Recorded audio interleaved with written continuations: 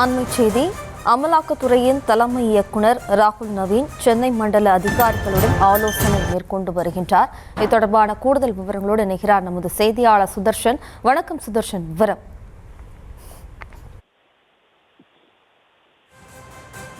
வணக்கம். அமலாக்கத்துறைய தலைமை அலுவலக இயக்குனர் ராகுல் நவீன் நேற்று சென்னை வந்திருந்தார். சென்னை மண்டல அதிகாரிகளுடன் தற்போது ஆலோசனை ஈடுபட்டு வருகிறார்.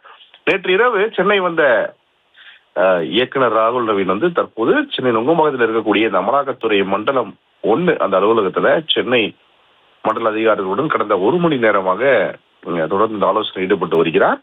தமிழக அமலாக்கத்துறை வழக்குகள், தமிழகத்தில் இருக்கக்கூடிய இந்த அமலாக்கத்துறை வழக்குகள் குறித்து அதிகாரிகளுடன் ஆலோசனை மேற்கொண்டு வருகிறார். இந்த ஆலோசனை ஒரு முக்கியத்துவமாக பார்க்கப்படுகிறது.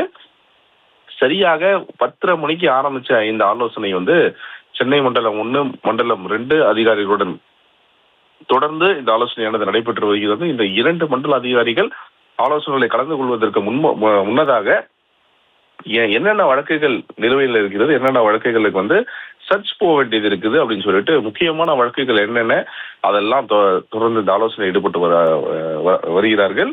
முக்கியமாக அமலாக்கத்துறை இயக்குனர் இவர்களுடன் அதிகாரிகளுடன் எந்த மாதிரியான சர்ச்சஸ் எந்த மாதிரியான பிளேசஸ்ல என்னென்ன டாக்குமெண்ட்ஸ் எல்லாம் கைப்பற்ற வேண்டும், அது மட்டும் இல்லாம அந்த வழக்குகளுடைய முக்கியத்துவத்தை எடுத்துரைத்து வருகிறார். அது மட்டும் இல்லாம அறிவுரையும் வழங்கி வருவதாக சொல்லப்படுகிறது. தொடர்ந்து தமிழகத்தில் அமலாக்கத்துறை இருக்கக்கூடிய முக்கிய வழக்குகள் தொடர்பான முடிவுகள் எடுக்கப்படுவதற்கான இந்த ஆலோசனை கூட்டம் நடத்தப்படுவதாக சொல்லப்படுகிறது. அது மட்டும் இல்லாம இந்த ஆலோசனை கூட்டம் நடத்தப்பட்டு வருகிறது.